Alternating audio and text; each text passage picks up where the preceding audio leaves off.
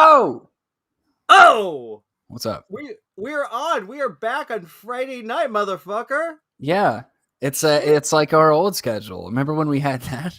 I'm so excited, and tonight's a really extra special night for everyone watching because they can see this amazing human being that we have in front of us. Jeffrey Reddick is joining us tonight. Jeffrey, how are you, What's buddy? up? I'm good. How are you? I'm good. You. We have so much to talk about with you, and we and Justin. This is the first time Jeffrey and Justin have met, so I'm very excited about that. Justin wore his best shorts. I'm like giddy. I'm Best fucking. shorts. Yeah, these are my sweat shorts. I've never owned a pair of sweat shorts before, and it's life changing. Is it life changing? They're amazing. You get the best of both worlds. You know, Jeffrey, do you have any of those shorts? I'd have to see them closer, but I have short. I'm wearing my sports shorts as well. So I don't know if they're the same kind. Yeah. To be fair, so am I. It's the short show. See, basically, it's all about Normally you don't see show. Yeah. Normally you don't see this much knee, but I mean I got a different setup, and there you go. There's more knee. God. There's more knee. Jimmy, come on. There's the knee. There we go. I can't believe this. Like, this is like exciting. I don't think I've seen this much knee on this show like ever. Like, it's so Jeffrey, how are you tonight?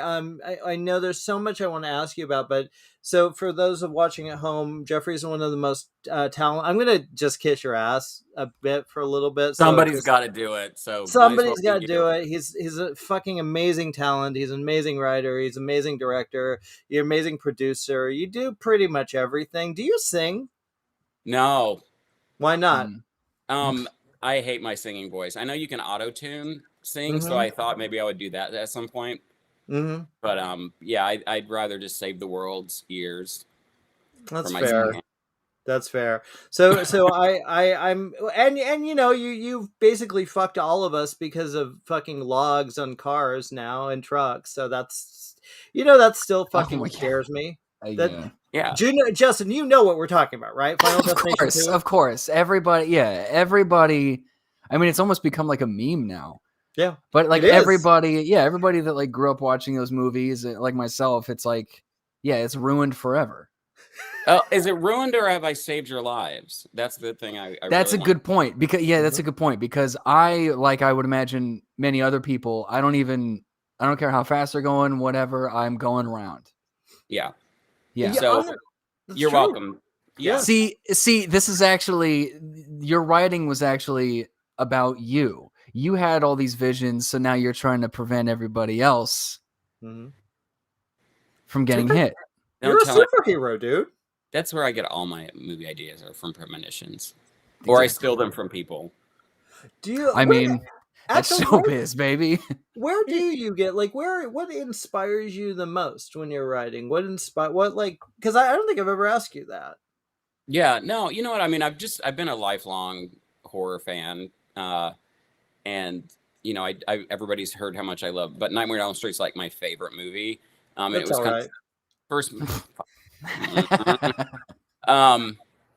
But it's the first movie that I saw at such a young age. It had such a kind of brilliant concept with that deep of a meaning. Like there are other movies that were deep and meaningful at that time too, but me and my friends really started off just going for like the gore and the violence. Like we just wanted to see like the bloodiest stuff we could see. And so Nightmare really got me into fantasy horror. So I really like supernatural horror. I read Greek mythology and Roman mythology growing up. So I read Stephen King, Clive Barker. So stories that are more rooted in character, even though a lot of times that gets stripped out after I write my script, where they're like, too much talking, let's get to the killing. So I just get inspired by things that stick with me in everyday life. Final Destination. I mean, death is something I think everybody's afraid of. If I could, I might as well. I've joked about this since Final Destination came out. Like death and taxes. I might as well just do a killer taxman movie. I thought if I kept saying it enough, somebody would just do it. So I might just bang out like a taxman serial killer movie and just call it. No, like because that's the it's a universal thing that, you know, Yeah. and kind of a joke that people. Oh yeah. So so anybody can steal that too. Like, I'm just throwing that out there because nobody has yet. But you know, with Tamara, it was very much about bullying, but also an homage to Carrie, because that, you know, was another tale about bullying, which is something I could relate to. You know, Don't Look Back, the movie that my first film that I directed, was about people not helping someone and videotaping an assault and putting it online, but not helping the person, which is something that I see every day. And it's about karma. So that kind of stuff, you know, especially as I get older, you know, I never want to get preachy with my films. I think the best scary movies can get a message across without being preachy about it. That's one of the things I love about the genre. But I've always tried to have something else underneath just the killing of my stuff. It's just fun, whether it's even just having like an empowered, you know, female lead or something like that. Like, I've always tried to strive for that in my work, even in, you know, again, sometimes it comes across in the final product and sometimes it doesn't. Well, this is actually a haunted a podcast, by the way, because Elizabeth Bach just popped up and we don't know why. It'd be so great if she joined in. That's what I like about your work, and you said it earlier, is it is character driven, even in the Final Destination, especially. I for me, the first one is still my favorite. I felt like I kind of got to know those people, and I liked those people, and I didn't. I especially the shower, that just Todd in the shower, yeah, that made me sad. I like that guy. I was like, yeah, you don't want to see that dude die. He was all right. You know, I feel. Do you feel like, I don't know? Do you guys? What do you think about this? Do you think that, because everyone sees like the big movies, like, you know, Justin and I went to see Halloween Kills together, and it's like, of course you're kind of rooting. Oh yeah, let's see Michael. Let's see what he's gonna do. How he's gonna kill people off. But do you think there's enough of the kind of, shouldn't we kind of give a shit about the people that are dying a little bit? Yeah. I don't know. I just think there's not enough of that in horror, and I think there is in your stuff. Yeah, Well, I mean, yeah. I mean, as just somebody who likes to go see films, like, I want to care about the characters, for sure. And I think with Halloween Kills too, they also took the character we cared about the most and kept her off screen most of the time. And, you know, so it's kind of like, yeah, you end up, especially with horror, especially franchises that have been around this long. You know, the funny thing, and I wish the studios kind of realize this a little more, is like, especially if you're using the same characters, like, you know, we're filling in the blanks for these characters because we've been following them from the beginning. So no matter if you're rebooting Halloween or whatever you're doing with it, I'm just using it as the most recent example. But, you know, we've followed the progression of Jamie Lee Curtis's character, like, throughout, you know, through our whole lives. So, you know, if you say, oh, she's been miserable for like 40 years, an alcoholic, and her life's been ruined, it's like, oh, that's fucked up. Look at all the stuff she went through. I kind of like it, though. To be honest, I kind of like that, because like I feel like that's how it would be, honestly. Yeah, well, and especially in these remakes, they explored like the actual like the PTSD of everything. Yeah. And that was an interesting angle that I think they did well. And it's something it pertains heavily to the movie and what's happening, because that's how it would actually be. But it becomes also just more than just the killing. You know, there's a much more of a human element. So yeah, absolutely. Of course that's more welcome. Justin, what's your favorite, like, what do you, when you think of movies like that, because I know you do like horror, what do you look for character development, or do you just kind of like, fuck it, it's just a horror movie? Well, I mean, I don't know. I've never been the biggest horror fan. I mean, we've talked about this. I mean, I like slashers. So I guess maybe that implies that I do just enjoy the killing, but I don't know. It's like, you know, you take these big characters like Freddy or Jason or Michael Myers. I think it's like the new, like the new monsters, like the new Universal monsters, where it's like these things themselves are like a feat. And so it's really kind of more about them, I think, in that regard, rather than the actual human. The human element is important just for the, overall product. But you're there for, you're not there to figure out what's going on. You're there to see those characters do what they do. And to me, that's exciting. Okay. So and we're also at a different age. We have like movies, the quote unquote elevated horror that like Hereditary and oh yeah, It Follows. So it's there is room for both, to be fair. sure. I love. I mean, they're two totally different things anyway. I think. Yeah. So what's your favorite slasher? Besides, aside, we know you like that movie. What's it called? Nightmare on Elm Street. Yeah, you're gonna get punched eventually if you keep dissing Nightmare on Elm Street. I keep in mind it is one of my. What is it? Is it Freddy Krueger? Freddy Krueger? Is it any relation to Kroger brand? Oh yeah, you're gonna get punched too. Freddy Krueger. I'm just gonna make your name, Justin, if you do that again. I mean, look, dude. If there's any department that I have no room to talk shit about, it's names. Yeah. Actually, I want to say when Jeffrey and I were talking earlier about your name, and we have talked about the show and how tell him how you dealt with your name and that story. I think it's funny. A lot of drinking.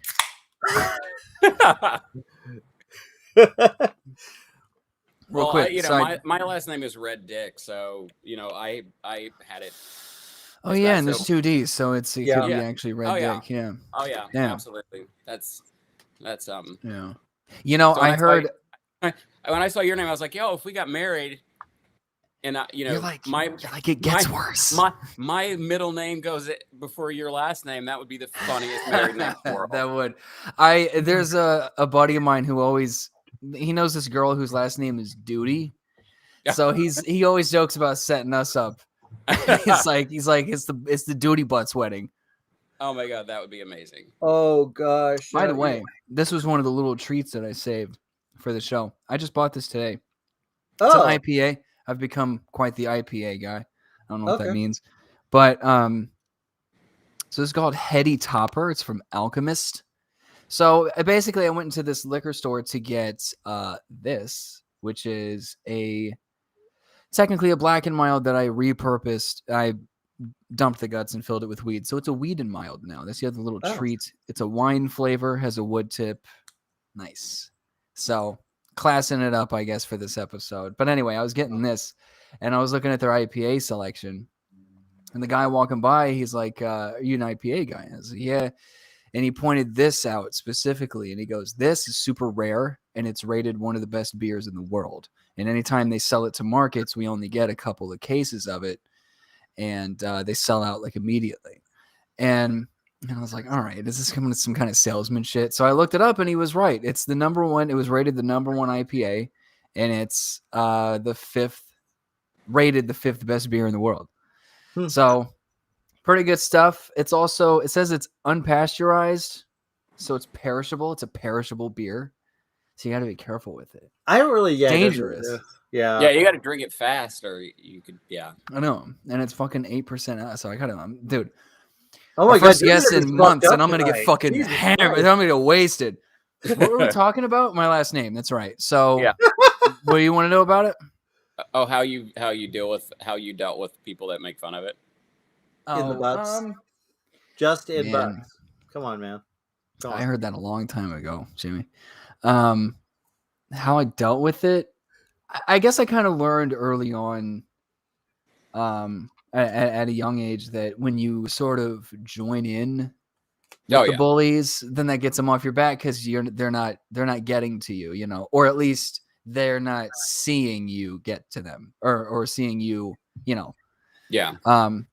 all frazzled. So that's kind of how I dealt with it. I don't know. It's you're in on the joke, or you became a bully. Which one? I was in on the joke. No, I didn't become a bully. Yeah, you're like, I'm gonna bully some kids. I would bullied me on this show. That's it. Yeah, but he asked for it. So But no, even now, like whenever I check into a hotel or I'm go to an event where I'm on there's like a will call or whatever, and I'm like, yeah, it's for butts, and then I take a moment where I'm like, what are they gonna do? What are they gonna do? Are they gonna say anything? Are they gonna laugh? I've had people. I checked into a hotel once, and and I was like, yeah, it's for butts, and he laughed in my face like loud, and I was like, fuck, dude, that sucks. It's weird encountering this as an adult. I'm already fucking hammered, dude. This shit's no joke. It's weird running into it as an adult because to me it's like, okay, shouldn't we be past this? But I guess just I'm desensitized to it because it's been my name my entire life, so I don't really. It's not funny to me, you know. Yeah. So sometimes I have to kind of take myself out of it and be like, even as an adult, it's a silly name to run across. Wow. No, but it does get worse. A buddy of mine, he came across this girl who was named Sparkle Titsworth. And you hear that and you're like, that's fake. But he heard the name and then he was like, oh, whatever, that's probably fake. And then I guess years later, he was watching the news and she was on the news because she won the lottery. And her name, and it was on the check, Sparkle Titsworth. Wow. So, yeah, maybe that's who I'll marry. Well, Jeffrey, what about you? Weirdly enough, I've seen your name, and I thought Reddick, but I never put that together. Weirdly enough, yeah, that's probably because we're adults, and I went through most of it when that was kind of like as a kid. So, like Justin said, and Kevin, as Kevin Plants says, but I think Plants with a Z is a cool name. Kevin's the best. He's a great guy. I just make a joke about it first, so. Yeah, just to kind of diffuse the thing. But again, most of the people I meet now are adults and don't think that way, but I still have the mind of a immature teenage girl sometimes. Wow. Yeah. Yeah. I mean, every once in a while you still like run into it where people are like, oh, and you're like, all right, dude, chill out. I mean, it doesn't bother me. It doesn't offend me, obviously. Yeah. It's just, if anything, it annoys me that people have the arrogance to think that they're going to tell me a joke that I've never heard before. Oh, yeah. Because that's not going to happen. That's a good point. Yeah. That's a good. Well, mine was not so offensive. Mine was always Oster or Oyster or something like that. It was like, but then again, I've heard people, because it's my name, Oster, Oster. That's how I've always pronounced it. That's how I've always known. But like, people are like, no, it's pronounced Oster. I'm like, well, no, it's not. It's my name. I know. Trust me. I'm aware of how to fucking say my name. Right. That used to piss me off. It's like people would argue. I did some research when I was in high school about my name for some fucking reason. And I guess, so my last name is actually German. It comes from the German word boot, spelled B-U-T-T, and it means to point or to target. So technically, you could make the case that it's technically pronounced boots, but I don't think you're going to sell anyone on that.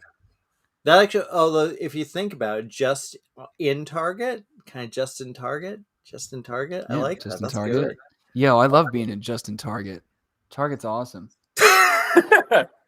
Target fucking rules, man. It does. Target has everything. Jeffrey, are you a Target fan?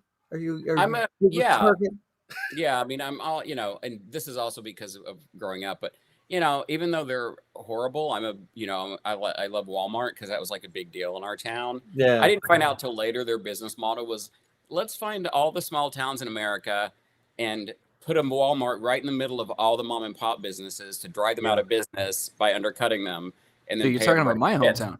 Yeah, like that's a lot. But I didn't know the business model, so when they first came up, it was like, ooh, we're getting a Walmart, and the next county over is getting a super Walmart. So on special days, we'd go to the super Walmart. Exactly. Back when there was a difference between like super Walmart and super Target, it was a big deal to go to them, and now that's just standard. I know. I mean, I'm from a small town in Illinois, and so Walmart is the store. That's where you go to get everything, and everything else went out of business.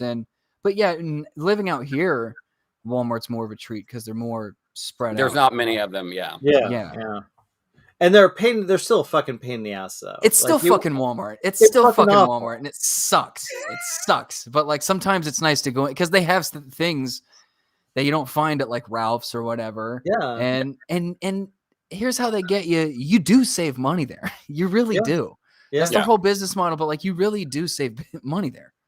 Yeah. You do and you don't, but like there are certain things that like they don't like DVD prices and are when people buy people still buy DVDs, right? Well, Blu-ray, though they're not that cheap. They're not that good. Yeah. They're not. Like you go in there and you're like, especially if it's like, yeah, right. Especially if it's like a classic. I was like, because I was like looking at. I mean, I have a whole DVD collection here, but I was looking at they had a whole wall of Pixar movies. And I was like, let me get some ones from like childhood or whatever. So I was looking for Toy Story because that Toy Story was my jam when I was a kid. And so I was like, they want like $25 for a fucking Toy Story DVD. There's no way. Like I get it. It's a classic at this point, but you know, and it launched Pixar, but I mean, it's also how old now? Yeah. Came out in what, like 96? Is that right? Yeah. Yeah, Walmart is crafty enough to know that there are like physical media people everywhere that always want to get DVDs, but they're not going to be so many of them that they know they can charge that amount of money and get away with it because people will buy it. Yeah, absolutely. Well, and it's one of those. Honestly, I like. I go to Vaughn's. I can't talk. Sorry. I go to Vaughn's and they have like the hit releases right there at the fucking check stand, and you're like, okay, sure, I'll get Suicide Squad. You know, because you're just, I'm in the mood to watch it. It's $20. Why the fuck not? I love that, but I still don't. I don't know. I don't like the way Walmart puts the DVDs, the Blu-rays. It's like fucking frustrating because are those bins where they just toss them in and you gotta they're fucking awful. just I have dig nightmares through 'em? about that shit, man. Fucking scary as fuck. And you're like, yo, but they got Tango and Cash. Oh, I love Tango and Cash. It's such a good movie. Did you like Tango and Cash, Jeffrey? I saw it a long time ago. I liked it, but it's not one where I'm like, oh my god, so now I have to watch it again because I haven't seen it in a while. Yeah, if I found it in a $5 bin, I'd buy it. To be fair, would you? I would. Yeah. I don't know. Yeah, well now like I do voodoo now. Like I don't buy as much physical, and I know you it's just shameful. Like shameful. spells and do black magic and stuff. yeah, exactly. Gotcha. No voodoo. I practice voodoo, and hey, have you seen my Jason's head, Jeffrey? Have I shown this to you? Hold on, it's right here. Have I shown this to you? No. Oh, cool. He's Jason. It was one of those things where I'm completely stoned and I don't know what I was saying. Oh, you're talking about voodoo? We can't be here already. Voodoo, yes. I kind of like the idea that you're like, you get this fucking email and you're like, oh, there's a sale. And you go on and you're like, oh, Grease 2 is only $4.99. Grease 2, though? Grease 2 is awesome. I have to watch that at some point because I bought it. I just haven't watched it because there's so many people I know that love it. You've never watched Grease 2? I did after I saw Grease, then I didn't like, after you watch Grease, then to immediately go to Grease 2 as a child, you're not like, this is great. You're like, bleh. I want John Travolta and Olivia Newton-John back. Yeah. But yeah, no, I've got to watch it again because I know enough people that love it that I'm sure it's worth a watch. Yo, fuck yeah! It's got like Justin, you're a big Grease 2 fan, right? I've never seen Grease 2. Have you seen Grease 1? Yeah. Okay, fine. No. So Grease 2, I'm the expert because I've seen it a lot. Okay. It's got Michelle Pfeiffer. Yes. That's really what she's really, even back then, you're like, what the fuck? This chick is awesome. She's good. She has this one ridiculous song called Cool Rider, and you're just like, Cool Rider. It's fun to watch. She's great. She's great. And Maxwell Caulfield is Maxwell Caulfield. He's him. It's not a good movie because some of the songs suck ass. Like serious bad. Like there's one song called, I think it's called Reproduction, and it's just them learning sex. Whoa, what's that one about? Reproduction. It's so fucking stupid, and I hate that song so bad. But now when I watch it, like as an adult, because I saw it as a kid on cable or something. I'm like, it's kind of stupidly entertaining. You're kind of like, oh, okay. I So it's kind of like like a good this. bad. It's a good bad. And Okay. again, Michelle Pfeiffer. She's worth watching just for her. Literally, it's worth watching just for her. That's it. I like Michelle Pfeiffer. Oh, she's amazing. Yeah. She's amazing. I've never interviewed her, and it makes me sad. Makes One me day, very, Jimmy. very sad. I'd say, Yes. hey, it hurts me. But I have got an interview like Jeffrey Reddick, so that's pretty cool. He said So, yes to everything. well, I can't believe. So He does. Yes, exactly. I'm so fucking high, guys. It's like it's one of those things where I knew we were doing the show tonight, and I was like debating, should I go the route of just taking a little and seeing where it goes, or should I go the full mile? And I wanted to go the full mile for you, Jeffrey. So of course tomorrow when we talk, you can be like, yeah, dude, yeah, you know. But I gotta say, I why I like Voodoo though. Back to that, because I like the idea that you can buy these there it movies. is. That, yeah, there was I knew there was a point somewhere in there, but I got Michelle Pfeiffer, and that's Yeah. I just like the idea of that. I like having all those movies. I'm like, if I'm bored at fucking, I don't know, like waiting for something, I can pop on some headphones, watch a movie on my phone. Well, because here's the thing. I know you're a vinyl guy, so obviously you hold value in owning a piece of music that you're a fan of. Mm-hmm. But you're not like that with movies at all. I used to be. I have a lot of movies. I have a lot. This is fairly recent. Honestly, this is when the past year or two that I've just been. I think the older I get, I just don't want shit.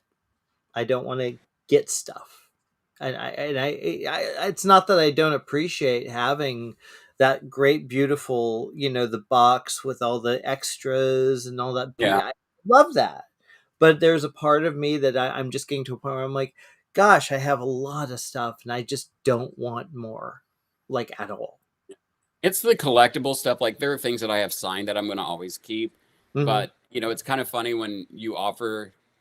Like I have a young writer that I'm mentoring, and I was like, oh, I have 2 copies of The Crazies because he'd never seen the remake. I was like, do you want a copy? I was like, do you want a copy? He goes, oh, I don't watch movies on DVD. Or I was like, oh, well, no, because I just watch them all. They just get them all, digitally online. So I was like, yeah, I'm always like progress is good. So I'm going to hang on to my signed stuff, but now I'll buy a movie on iTunes and forget that I had like the DVD when I go looking through my hundreds of unalphabetized DVDs. Yeah, that's that. I have a whole bookshelf over here that's just a bunch of random shit. Different assortment of DVDs and Blu-rays. So it's everything from La La Land to the complete series of Cat Dog. So a lot of bangers in the mix. You said for a second there, I kind of spaced out, and I heard you say cats, and I was like, wait, no. I was a little nervous about that. Cat Dog, a little more high class than that. It's actually Cat Dog. Cat Dog. Yeah. Cats isn't high class. That movie's amazing. No. Unless you're talking about the remake movie? Or the fucking live amazing. action. Did you actually see? Jeffrey? Did you see Cats? Yeah, I did. God bless their heart. As my mom would say, God bless their hearts. Yeah, it's. I caught it on cable. Go to a press screening. I was invited to a lot, and I was like, I didn't have to cover it, so I'm like, I don't know if I want to put my time into that. So it was on HBO, I think. No, this is really bad. Like really, just not fun bad. Not even like. I heard the main review after everybody saw it on Broadway was it needs more James Corden. That's what they said. Yeah, they're like, really? I want James Corden in this right now. or whatever. Wait, am I getting his name right? I think I don't know. I think so. Yeah. Yeah. I just was like, yeah, I just watched it and I was like, I don't know whoever, just the way they conceptualize. I mean, I know it works in a play because you're seeing actors in cat suits, but then to try to mush the human and cat stuff together with CGI, and it was just, but I mean, God bless their hearts anyway. Yeah. It looked kind of terrifying. Yeah. Yeah. Yeah. Yeah. I mean, yeah, if you watch it stoned, it might be a horror film, honestly. That is very true. It's kind of unnerving to watch. Like you feel the way the characters move. There's something about them. I saw one scene with I think it was Taylor Swift, and it was kind of unnerving. And I think I was high when I was watching it. I'm like, I know this is making me uncomfortable. Like You're shaking it up too much. Yeah. Yeah, it was not. Yeah. It's hard to pay. There's sometimes a movie is so bad and it's almost hard to pinpoint why. But Jeffrey, like you said, it's like you kind of. I guess I'm a critic, so I have to be critical. But at the same time, I also know it's really fucking hard to make a movie. So I try to be respectful, even if with bad reviews. But it's like sometimes you just feel bad because you're like, there was stuff there. You have a great cast, you have everything, but something just doesn't work. And but then sometimes at the same time you'll see I watched a movie today, and I don't want to name it, but I'm like, there's something that actually surprised me. It's a B movie, but it was really pretty good. And it had one thing I really didn't like about it, and it almost brought the movie down. But in a way, I was like, I'm going to look past that. I'm not reviewing it at this point. So it was more like I found more good in what I was watching than bad, and it was, I give anyone props who can make a fucking movie. Anybody. Yeah, I definitely, yes, I do. I think the only, and again, it's not, I would love being in a situation where people just handed me money to make everything like I wanted to make it. That would be awesome. Yeah. But sometimes there are movies where there are certain filmmakers where they obviously get a lot of money and they don't learn from their mistakes. It seems like every one of their movies is. So like sometimes like maybe 10 movies in, I'm like, can you get back to what made you good at in the first place? Like, because you can just tell that nobody reads their scripts and gives them any notes, because they're, once you get to a certain level, everybody's just going to be like, no, your stuff's great. You don't need to change a word of this script. And it's like, you need to change every word. I love watching that pitch meeting series on YouTube. Have you watched that? No. Jimmy? What is it? This comedian, George Ryan, and he plays a screenwriter and a studio executive.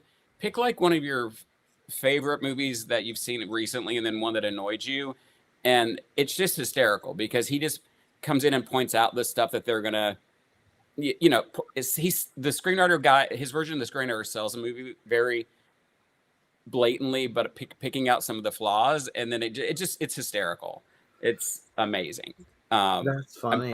Like he was talking about Old, he was talking about Old and how one,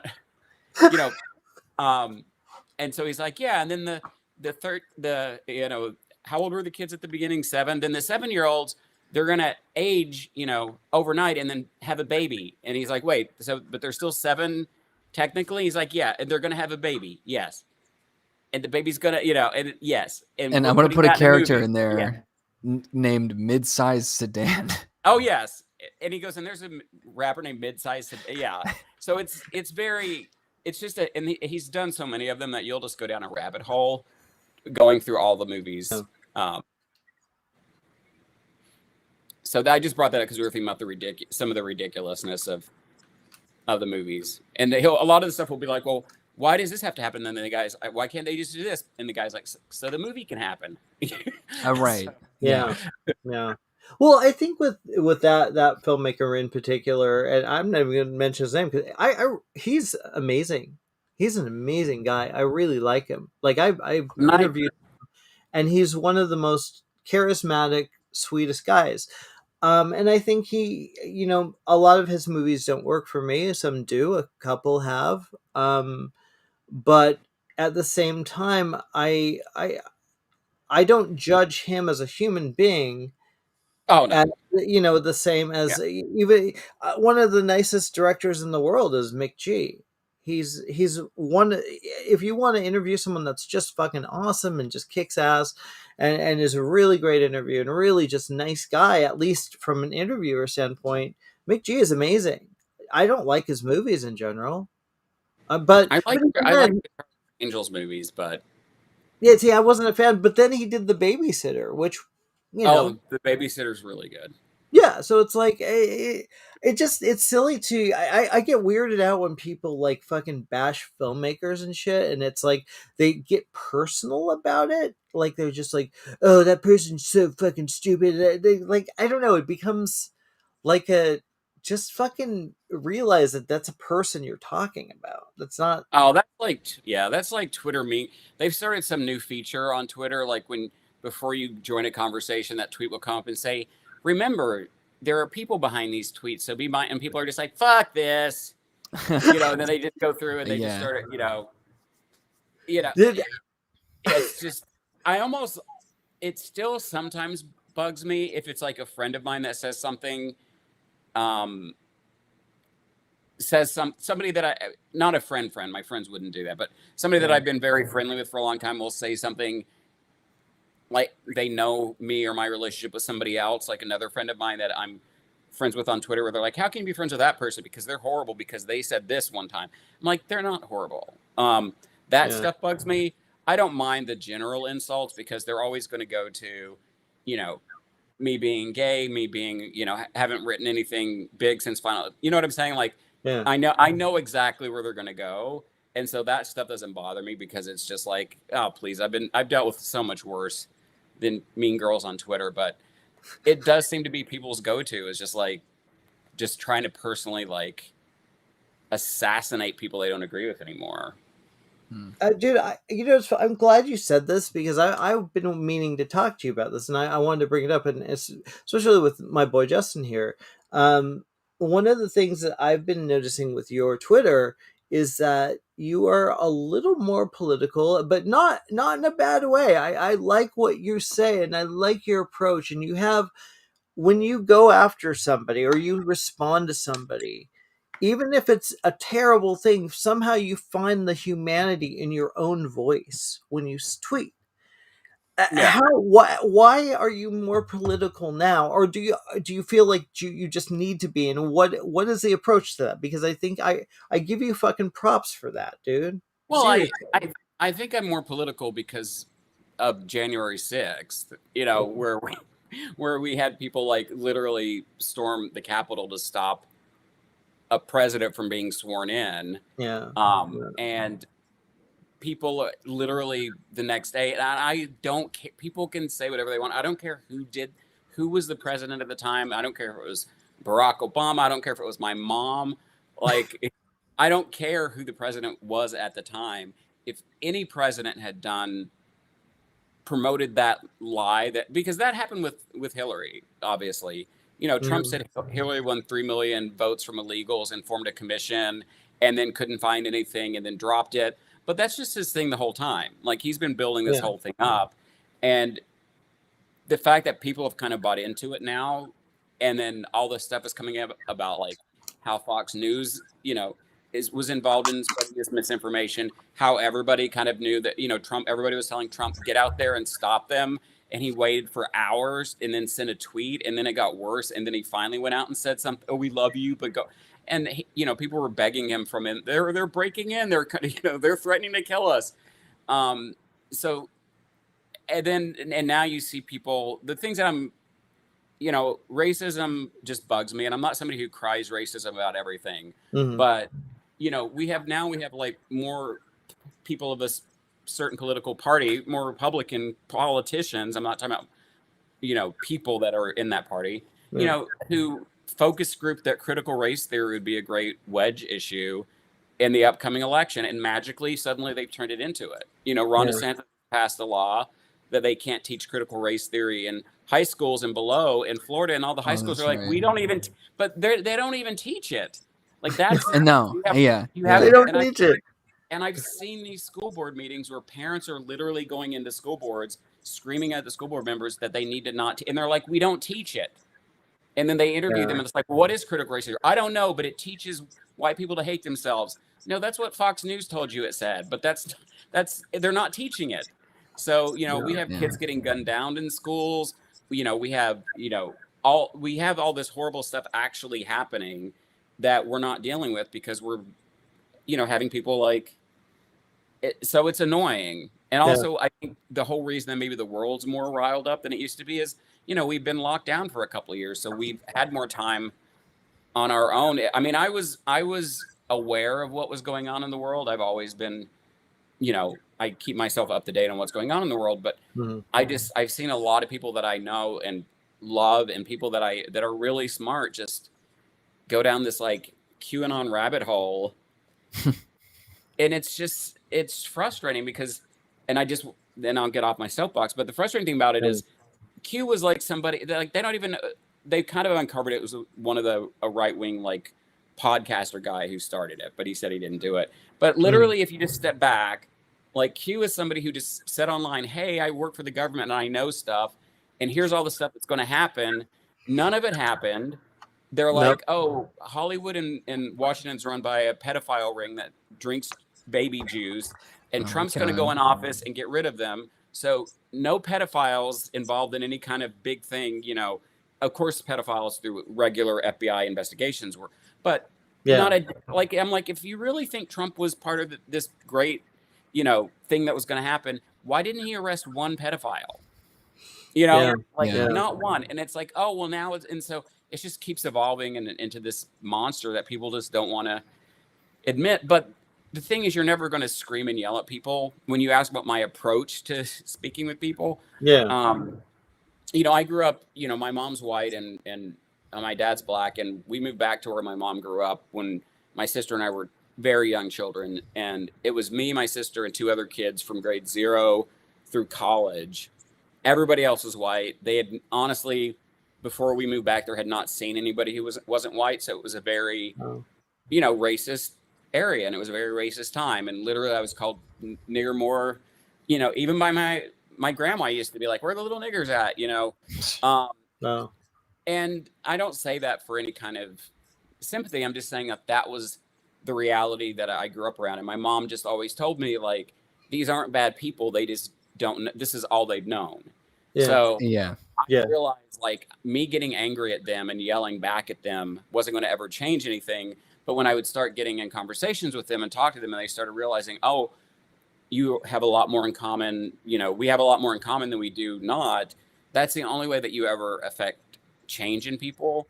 So we're in an age now, I think, where people just, especially on Twitter, like there's such a tiny percentage of the population that's on Twitter, but from, businesses to politicians to people, they act like it's, if people are mad on Twitter, we got to do something. It's like, fuck them. There aren't that many of them. It's not reflective of our population, even in this country.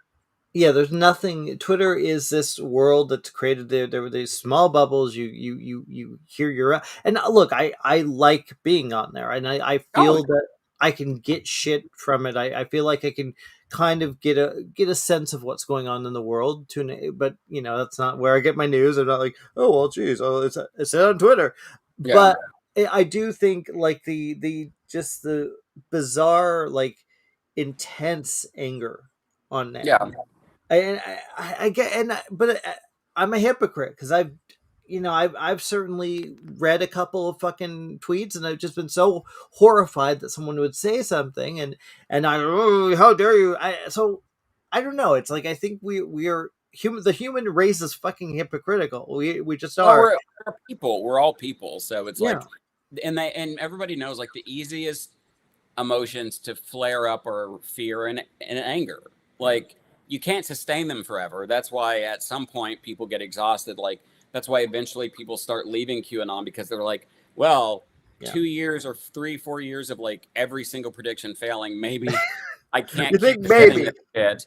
But I think people on Twitter think if they can shame somebody or scream at them enough or call them idiots, that it's, they don't want to reach a resolution. They just want to fight. And I see a lot of the people that fight the most are, the people that attack have ever attacked me personally are like, I posted something and it wasn't even about anything political, but some guy wrote on there and said, like, just remember, he has sex with men.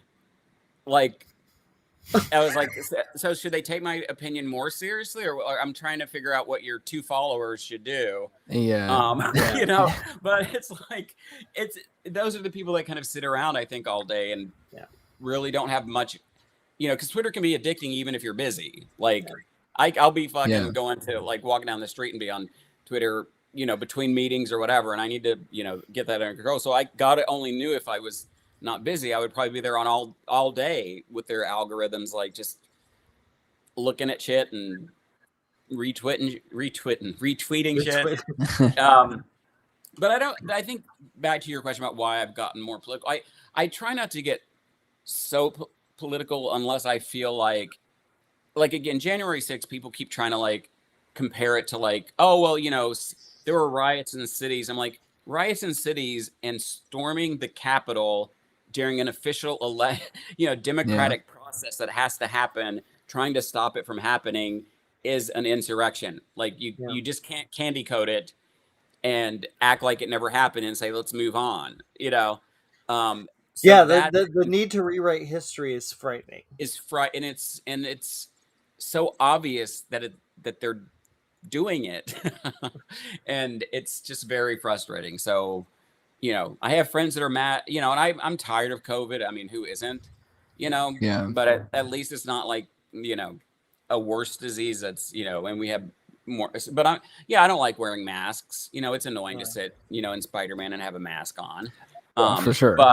But, I'm more worried that people tried to like physically overturn our democracy than me wearing a mask. I'm more upset that school shootings are back on the rise again when I've had friends who were personally affected by their children being shot in schools. And, you have the gun lobby out there, and it's the gun lobby. All they care about is selling guns. They don't give a fuck about the Second Amendment. They care about selling guns. Mm-hmm. American citizens care about their Second Amendment rights. The gun lobby cares about selling guns. They represent the gun manufacturers. It's all about money for them. And so the fact that we're worried about somebody reading, they're banning Martin Luther. They're trying to ban a Martin Luther King autobiography in like Louisiana, I think it is, and a Rosa Parks book. Fuck. An autobiography on Rosa Parks. And it's like, but you have these school shootings and you're talking about like, well, we need to arm the teachers. It's like, it just feels like we're in a kind of a weird upside down place right now that we need to get out of. Yeah, I think it's sort of like the right idea, wrong execution. I think it's like we're in like a weird, awkward transitional phase. And, like any growing phase, I think there's a lot of good things happening. I mean, even with something like cancel culture, it's like the idea is there. There are people that are in a position that abuse it, or people that are monsters that have no business being in the position that they are, or need to be called out for any sort of vile behavior. Mm-hmm. But it just gets kind of rolled into the ball that is this hot, like, toxic ball that is Twitter, and then it just becomes this whole new monster where it's just people.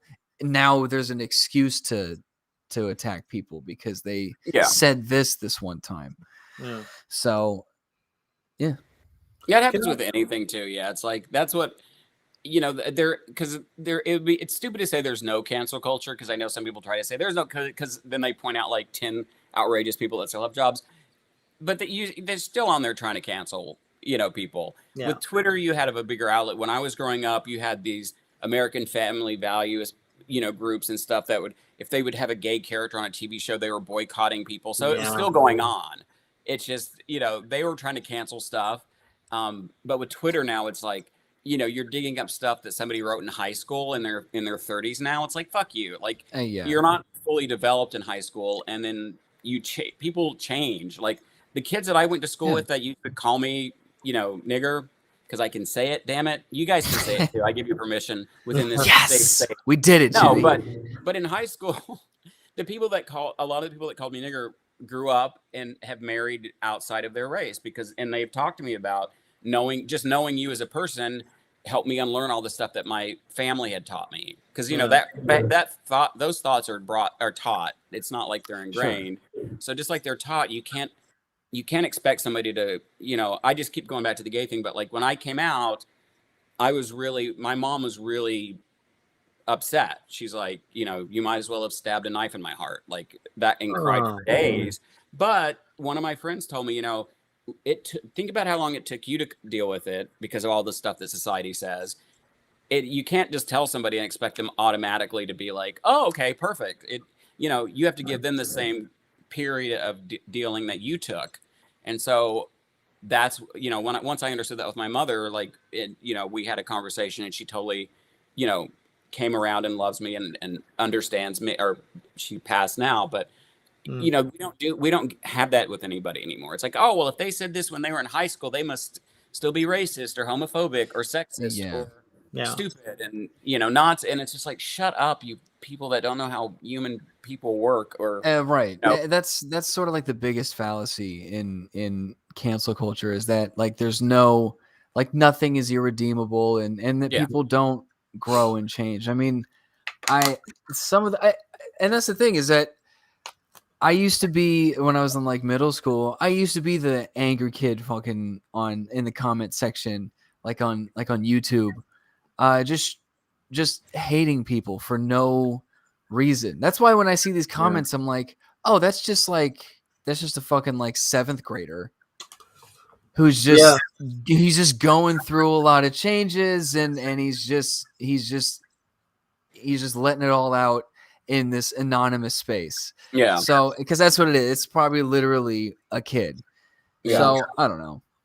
You know what's really funny is and I know this is a little off topic, but it kind of is connected. And I was playing Friday the 13th, the video game.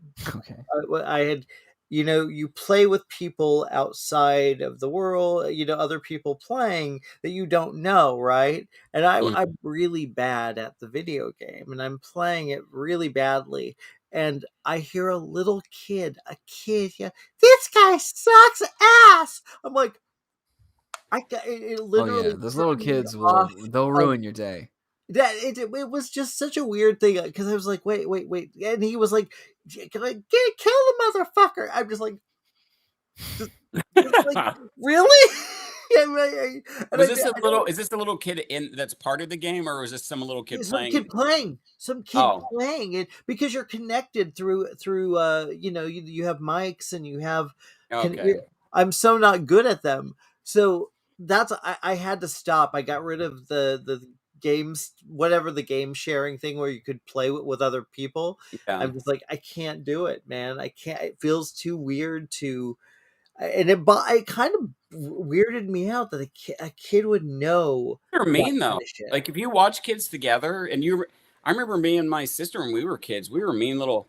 I mean, I think it was the other way around, but my mom told me it was me, so I projected. But she tried to take some fruit one time for me, and I knocked her over the head with a fruit bowl and gave her a concussion. I am not that person. That's why. And that's why, like, I mean, like getting bullied in school, the worst of it was like probably in middle school, because kids just turn into assholes. Kids they scare me. Yeah. And they're scared too. Like they don't know what the hell's going on with themselves. And so they lash out, and it's sad. Like there is a lot, and obviously there's a lot of bad people in the world, and there's a lot of people that, you know, but there's also there's this kind of, I don't know. I just wish people were fucking nice to each other. Really, that's you know, that's I have an interesting like melting pot experience was I used to stay on hostels a lot. Yeah. And like when I would travel and whatnot, it was just because, you know, it's like you pay $40 and you get a bed for the night, you know, and especially if you're going to an event of some sort, you know, you're going to be out all night anyway. So it's just a cheap way to get a place to sleep. But, you know, it's you're buying a bed, like a bunk in a bed, and there's like 6 bunk beds in a room. And it looks, I don't know, it looks terrifying. It looks like a place you'd get murdered. But all of my experiences have been nice. But the interesting thing about those is that I don't know. I would say maybe not most, but a lot of the people that stay in hostels are people from other countries who are visiting America. And I know a lot of them, they just take the train like just straight through the entire country. They stop at like some of the bigger cities for a couple of days, but they stay in the hostels because it's cheaper for them as well. And so it was rare. It was rare for there to be more than one American in there. I was oftentimes the only American in there, and it's interesting because especially later at night, everybody's kind of done with whatever they're doing. So there was one night where it was like there's like two people from Ireland. There's a guy from South Korea, like Canadian, Australian. We had all these a British guy. We're all just like up in the bunk bed, just kind of bullshitting. So it's like an interesting kind of melting pot experience that you kind of get thrown into, but it's really fascinating. Well, that's so it's been my experience again, and if you go to places like like small towns across the South and Midwest, they're like the friendliest people. They really are. Like, there's always going to be areas where people are scary, but literally most of them are either very welcoming and friendly, or as long as you're not up in my business, I'm going to leave you alone. You know what I'm saying? It's not like, but if you watch Twitter and you listen to certain especially, I think I really blame the politicians honestly for this, because that's the best way to stay in power, is to keep people divided, because you have to vote, you have to go with one way or the other. And the media doesn't help, because if it bleeds, it leads. Yep. If I see another fucking story about Twitter defends a mom who did this, and then you're like, you read the article, and it's literally somebody on Reddit posted something. It got 1,000 responses, and now it's a fucking article for like a major newspaper. I'm like, really? Yeah. Like this is your news story? Yeah. Twitter can now defend and attack people. It's a sentient thing now. Okay. Yeah. No, all of Twitter is just a giant soapbox. Yeah. And Facebook is just the void. Facebook is just people screaming into the void, and it's kind of sad. But like, yeah. I mean, I still have my account, but yeah. I got off of it during the last election just because I have some relatives that I've always adore them, but I could post a picture of a puppy, and it would be like, well, that puppy looks like Barack Obama's birth certificate, or something. Its hair's gone. It's like, it would always turn something into something, and I'm like, I can't. You're. Yeah, it's always just like it's nothing but just like your friend's mom talking about unmask our kids. Like, it's just nothing but shit like that. Yeah. I think I talked about this last time, Justin. If for people listening, I may be repeating, but I ran into someone I know, who I've seen her Facebook, and it's not, she's an anti-vaxxer. She's it's kind of crazy, and it's like, oh my god. And I think this person, I'm like, wow, I knew this person. They're a really nice person. How could this is crazy. And I don't want to be disrespectful to her, because of it's her page. She can post what she wants, but it's just stuff that just seems crazy to me, obviously. But I ran into her, and it was like, we recognized each other. I haven't seen her in years, and it was nice. It was a nice conversation, because I saw the person there, and I'm like, I'm not gonna. What am I gonna do? Say so? Yes, it's like in your mind, but you're like, well, it goes into what we were saying earlier. Like, they're good people. Yeah, they're good people. It's just that they just don't know any better. Yeah. Hang on, I've got to answer my sister. Let me just tell her I'm on a podcast. Okay. Okay. Hey, Shayna, I'm doing a live podcast right now. I'll call you back. Okay. Bye. A live podcast, Shayna, and so you're on it because I just answered the phone on the podcast while I'm talking to you. So, but I'll call you. Hey. All right. Sorry, that's my sister Shayna, the one that I hit over the head with the crystal fruit bowl and gave her. Oh yeah, she just woke up from a coma. She must have sensed me talking about her. Well, that is what something Stoney is. We get stoned, shit happens. It's just chaotic, yeah. It is chaos, pure chaos, pure madness. It's this has been so much fun, man. How are we doing on time? We're doing pretty good. I'm willing to go for a little bit longer. How about you guys? You feeling good? I mean, I am drunk off my ass. No, I'm not. I don't drink. No, you're not. I know. I'm totally not.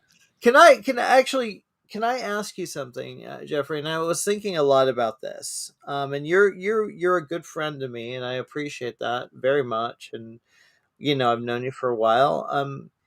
When we were talking about this, because I know that you don't drink, and there was a part of me that was like, wow, I'm asking him to come on a show where two dudes get stoned, and you don't do this. You're not into this kind of craziness. And I used to drink my ass off, though. But go ahead, ask your question. But I guess that's really. I guess it's not. I don't even know. Fucking question. It's almost like wow. Well, I have a question. So yeah, go for it. So okay, so you used to drink a lot. What would you say is the vice that you have now that has maybe taken its place? Naps. That's a good one. That's a good one. It's pretty sad. No, you know what? Actually, and I got to stop it and I stopped it once, but Nicorette gum turned into a vice. Really? Oh, interesting. Yeah. Yeah. You're addicted to the solution. I was addicted to the solution, and I smoked for maybe a year of my whole life. Oh my God. It didn't even maybe smoke for a year, and it was after a bad breakup, and I was like, I'll show him, I'll get cancer. And then I got addicted to the gum, and then I got off the gum, and then while we were shooting Don't Look Back, my first AD he was from Switzerland, and he smoked a lot, so he's like, but he was trying to quit, so I was like, oh, you should try the Nicorette gum, and he had like one piece, and he's like, oh, this is good. Didn't chew any more of it, and I was like one day, hey, can I just have a piece of that? I'm stressed. He's like, are you sure, Jeffrey? And I was like, yeah, one piece. Cut to a year and a half later, and I'm still like, so that's a vice that I picked up. But yeah, I don't really have any vice. I mean, I'm sure I have some. No, I don't really have any vices. Drinking was pretty much the only thing that I ever, like, my only regret in life, where it's like, oh, I wish I hadn't picked up that first drink when I was 21, I think it was. So the odds of you becoming an alcoholic or being an alcoholic if you haven't drank by the time you're 19, I think are like 1%, because of the addict gene. Most people that you meet who are alcoholics started drinking like when they were like 12, 13. You know what I'm saying? Like they just started really, because your brain's more fully formed by the time you're older. Doesn't mean you can't become an addict, but the neural paths and stuff. So I was like that 1%. I'm like, I'm special. I started drinking at 21, and I was like, whew, all this stuff I was holding on to, with how I grew up, just kind of went away when I had that first drink, and I was like, this is nice. I think your, God, what is it? I think your frontal cortex doesn't fully develop until you're 25.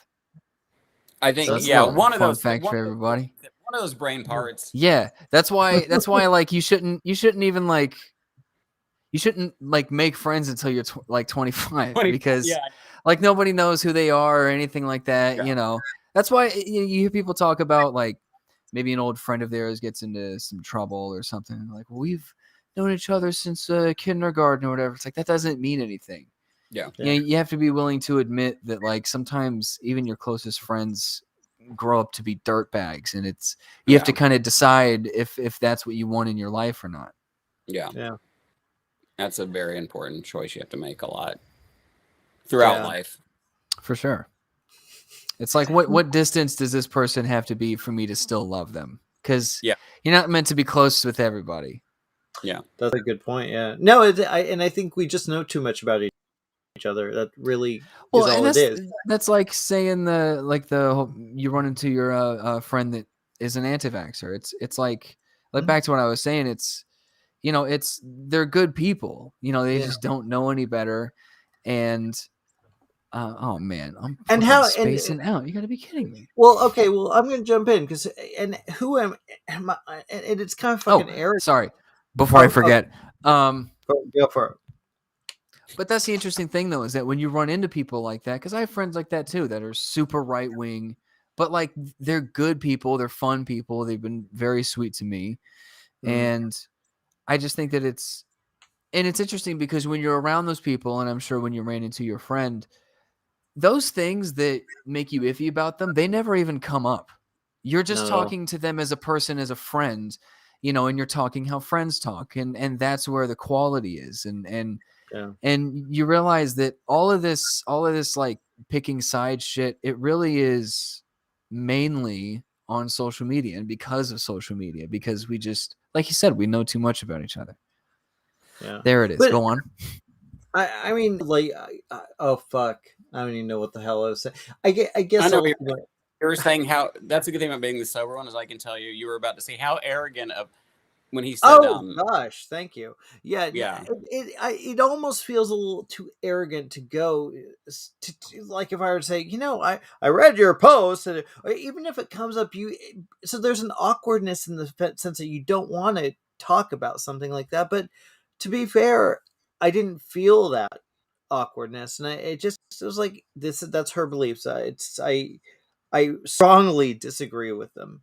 And I if there was a way that like we could have a conversation about it outside of, hey, I'm running into you at Vaughn's, and have a meaningful conversation to maybe move her, I think we've lost the art of actually trying to communicate with people and saying, hey, this is, you know, we could maybe talk about this and maybe find a middle ground, or maybe find, it sounds almost fucking ridiculous to say. I'm hearing myself say it, and I'm stoned enough to know that it's just not ever going to fucking happen. No, ever.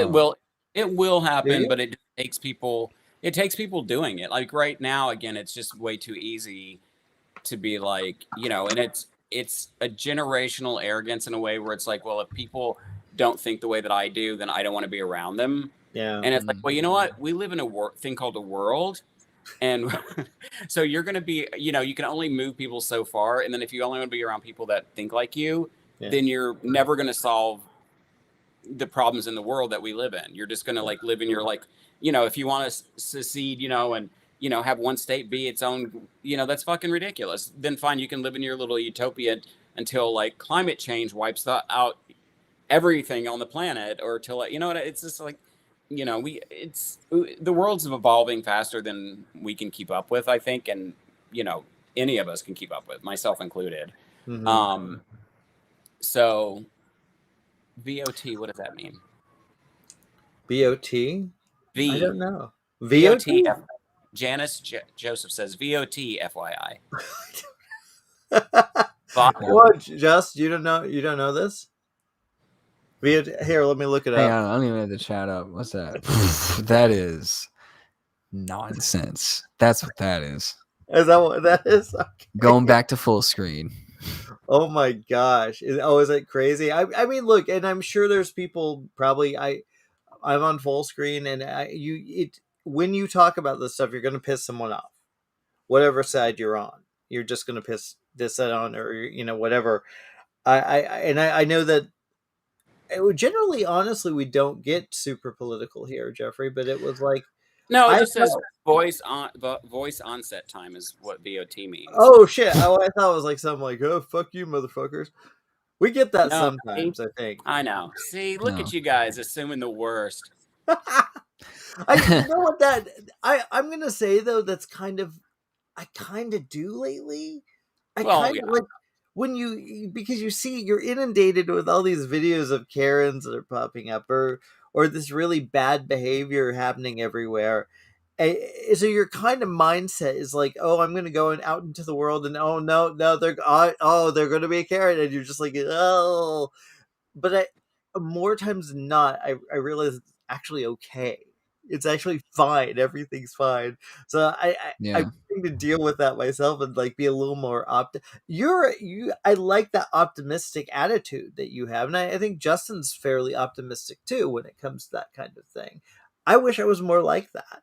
I don't feel. I mean, I just think that people they try to paint everything in black and white and put everything in categories because that makes it easier for them to understand. But you're totally, by doing that, taking all of the understanding completely out because, you know, you're not getting to know the person. It's easier if you can find a way to make friends. That's kind of been a thing I've been saying, to find a way to make friends, because, you know, I've had times, a lot of instances recently where I've been kind of thrown in the company of people that I'm not quite fond of, you know, whether it be through mutual friends or anything of that nature, or like a neighbor of some sort. But you're like, or my neighbor, or my neighbors that are drop fucking that out. garbage, dude. Would it be funny if they were actually watching? If they were actually, yeah. If you oh my god, dude! I fucking swear to God. No, but it's so find a way to make friends, because there's so many things that I could criticize, and there's so many things that annoy me about them, but you're able to kind of find the middle ground, the common ground, and by the end of the night, you've at least had a friendly interaction. You know, even if it is a little uncomfortable, it's much easier to just find a way to make friends. It's like what I said earlier. It's like, which I mean, I got this from someone else. Let's be clear, but you have to find the distance that you need to keep someone at in order for you to love them. You know, it's like, okay, you know, it's like a work friend, you know, like somebody that you don't hang out with outside of work, but you enjoy their company when you're there. It's like, well, sometimes it's like, I don't want to hang out with you outside of this, but like I have fun with you here. But you know, who you are is like, you're better kept kind of over back a little ways. So that's a really good point. Actually, sometimes your chemistry just doesn't fit with someone else. It doesn't mean they're a terrible person. It doesn't mean that you're a terrible person. It just means there's something that just doesn't work with those two people. And you know, it's sometimes devastating because one person's like, "Oh, I want to hang out with. I like this person." And you're like, "Nah, just please stay away." It's like a work friend type of thing. I think that happens a lot more than people actually realize. I think we're so. It's just, maybe I just feel like, I don't know. People are so angry, and that's. It's not even just anger. It's just people are getting less and less empathetic because we're so used to like this super instantaneous, you know, society. Again, the minute you have a thought, you can put it out there in the world, and you don't have time to filter it or think about it, and you don't have time to be patient for other people and try to understand where they're coming from. And it's like, that's where we're gonna have to start really relearning, because again, I don't care what it's about, if it's about politics or parking or taxes or animals. There are too many people that are like, well, if you don't like this, then I don't want to be around you. And if you don't like this, I don't want to be around. You know, it's you hear it all the time. I don't have time for those people in my life. Well, again, you're living in a world where everybody's not going to love every single thing that you love and think the exact same way that you do. And you're a baby if you think that you can have a world like where everybody's going to think the way you do. Like, we're not. We've got to start, you know, working on having empathy. You know, that's why I tend not to go into attack mode if I respond to something I don't agree with. Well, I hope, I can't say I never do, because I'm sure somebody could find the tweet where I attack somebody, but I'm very mindful of how I interact with people, because it's like, I'm not trying to respond to this person just to say that they're awful or undercut them. What I'm trying to do is get somebody to understand how I'm seeing what they're saying. So like the Ron DeSanto thing with critical race theory, it's like, they don't teach it in the schools. This is obviously just a political ploy. Yes, I could just call him an idiot or say he's a racist, which he's not a racist. He's a politician, and he's doing what politicians do. So it's like, you know, but until you can empathize with how other people feel, even if you don't agree with how they feel, like that's where we're stuck at right now. Is, you know, it's like, you don't believe everything I believe, and you don't think the way that I do. You know, you like DC more than Marvel. Fuck you. You know, you're an idiot. Or even like a movie, you know, like Halloween Kills. Yo, you're like Grease 2? Get the fuck out of here. Fuck you with Grease 2, man. Michelle Pfeiffer, cool writer. Yeah, the things that people get this pissed off about are sometimes so mind-blowing to me. Just absolutely mind-blowing. And none of it matters. There's very little things that actually matter, and none of those things matter. Yeah. What's that old saying? It's like, if you want to keep your friends, you never talk about religion or politics. Whatever happened to that? I mean, well, I think politics and religion made it so that we couldn't not talk about it at some point, because they've gotten so intertwined, unfortunately. Oh my God, I know. I hate it when people try, like, their whole political stance is God or something, and you're like, that's not doing your job, though. Yeah. And it's another blanket. It's just another blanket way to kind of. It's appealing to the lowest. It's like, you can't question what I'm saying because I am this or I am that. Yeah. Yeah. They're appealing to the lowest common denominator, which happens to be like most of the country. There's that whole middle part that people forget about. That's where most people live. Yeah. And it's again, it's like this weird kind of, it's hard to be, we have to try and be sympathetic to everybody. And I it's so hard to like hear some of the things that these people that are really brainwashed into all this fucking Q stuff and all this stuff. It's almost heartbreaking. I knew someone that we were, I've never told the story, and we were becoming friends, and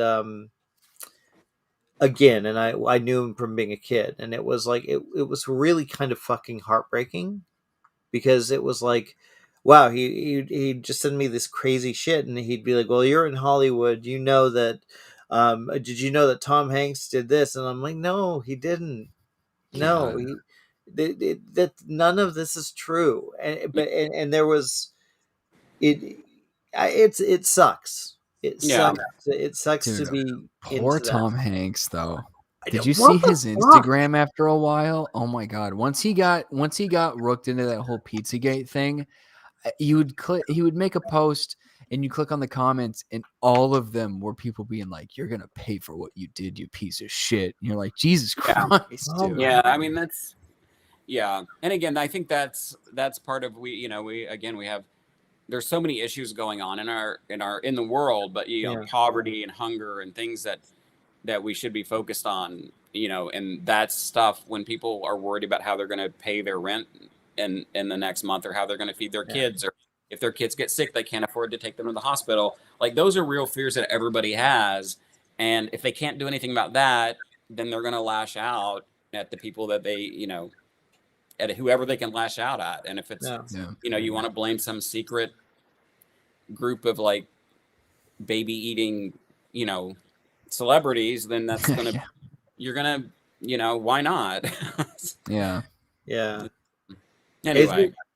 I've been so like fucking, I've had to take a break the past couple of days because there's been so much going on, and I can't stay away completely. I always have to go and I always say, what's going on? And there's been a lot of craziness going on, but I just had to step away because I think it becomes really heavy because I got a kid and I'm freaked out. I honestly, completely, utterly freaked out about how the world is right now, and it really it saddens me.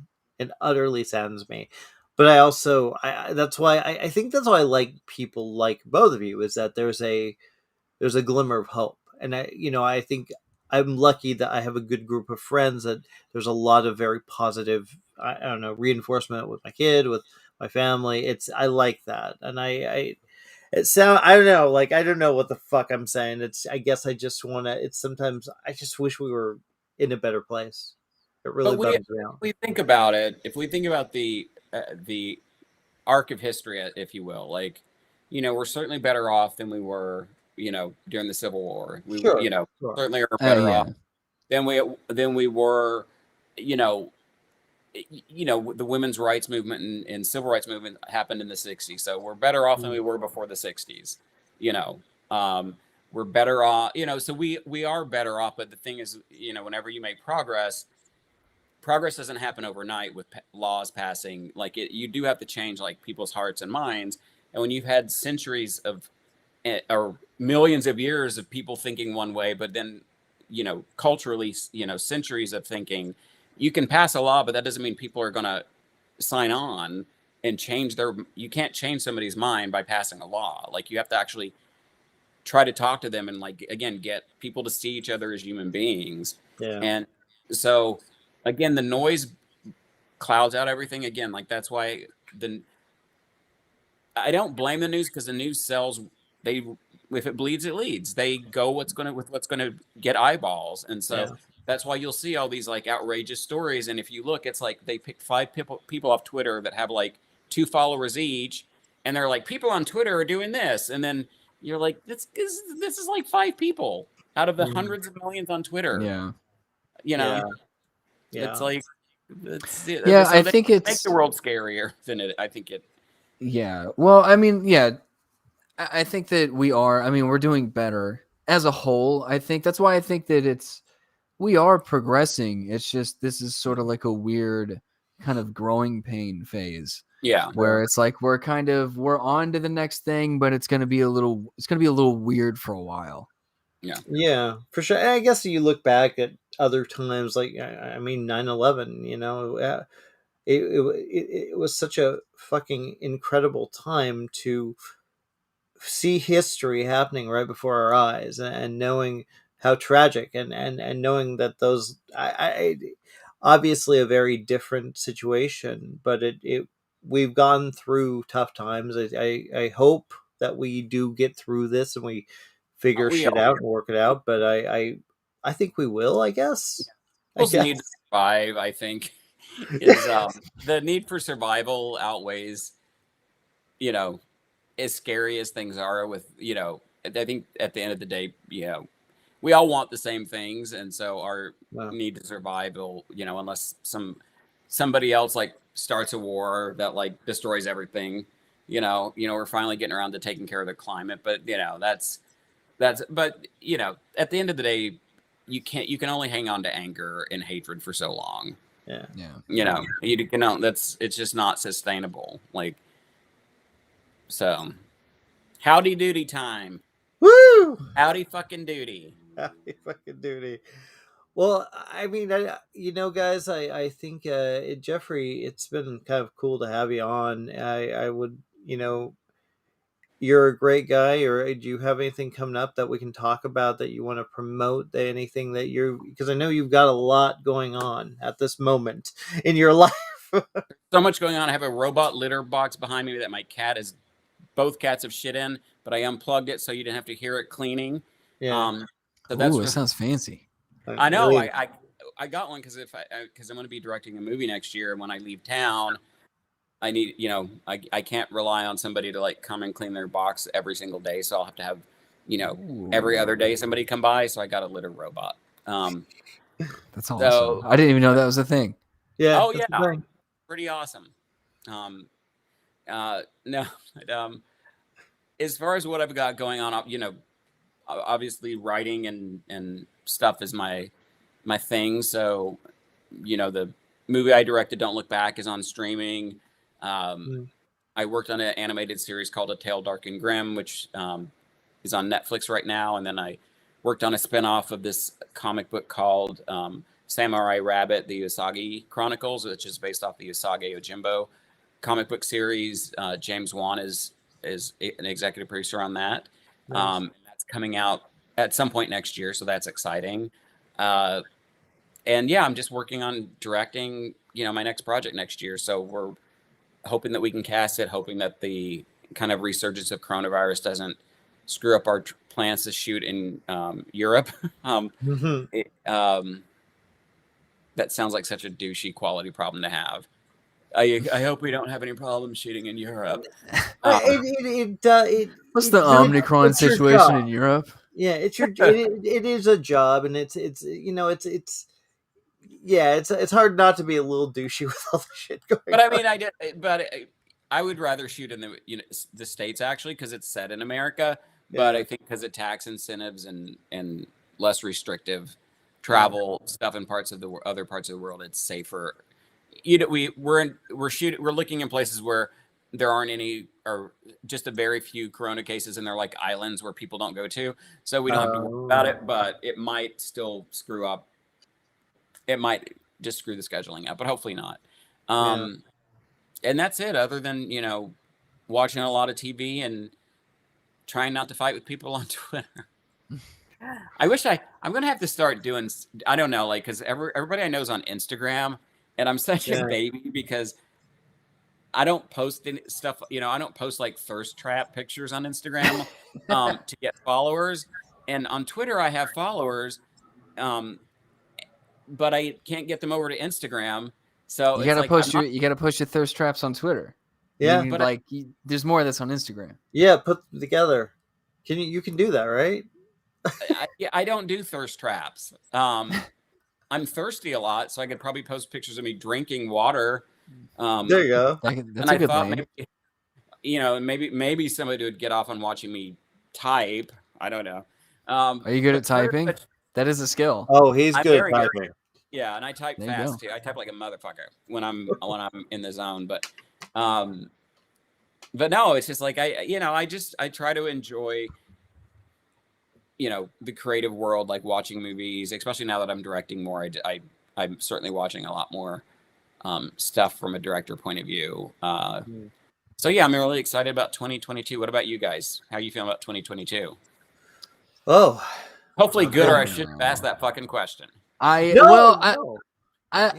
I mean, I'm not pessimistic about it. I just think that it's still such a curious time that I don't feel safe being optimistic about it. So it's just kind of like we'll see.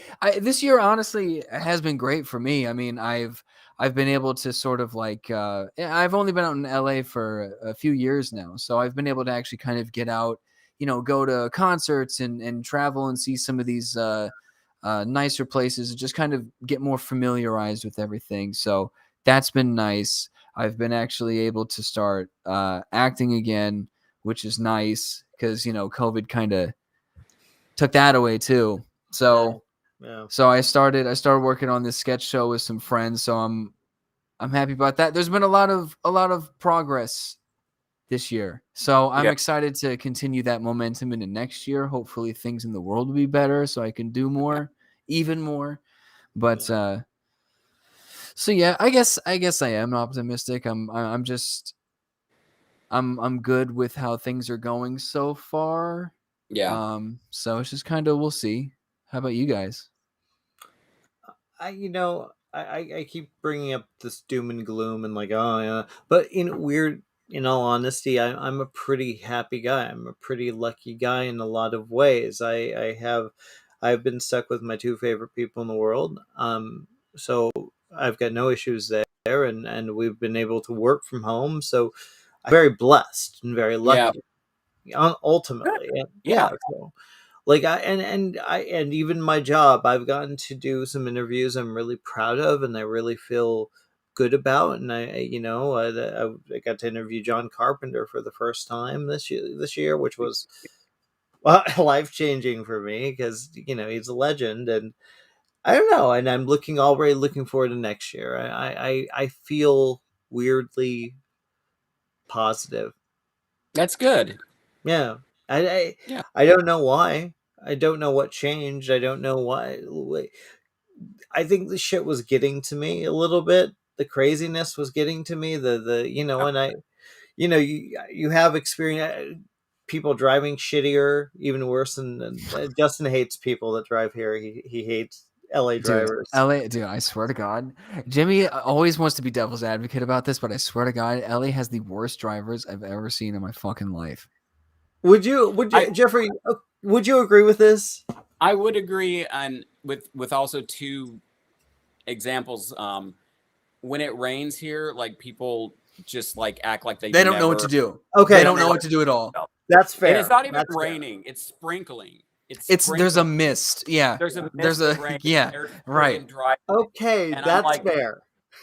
And the other thing that annoys me about LA drivers, and I think this is indicative of any big city, but I think maybe LA has a little bit more of it. Is I think people are just so self-involved that they don't like. We went to see Spider-Man today, and there were these two women who were walking, and you could just tell they were, well-to-do, young and but they're walking behind a car, and I knew that and we were in a garage, and I'm like, they're gonna walk, and we have to stop here because they're not gonna even look this way. And they just walked right at, and we would have hit them if I hadn't told the driver to stop because he couldn't have seen them. But people just will pull into your lane without turn signaling. Yeah. They'll just whip around a corner and look the way they're going to turn and not look the way to see if anything's coming behind. Yeah. So people just don't do the simple things here. I've been seeing a lot of people, if they want to park on the opposite side of the street, instead of doing a U-turn, they just merge into the opposite lane of traffic and then just park facing the opposite way. And I'm like, what the fuck? Yeah. Really? Wait, I no, that's something I don't see that. I've seen that quite a few times. Really?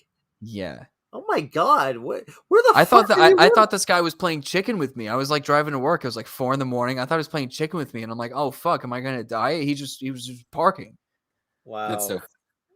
Well, I saw 2 today. This one dude just basically decided to go to the other. The typical, I'm going to go to that other lane. I don't care if you're there. Fuck you.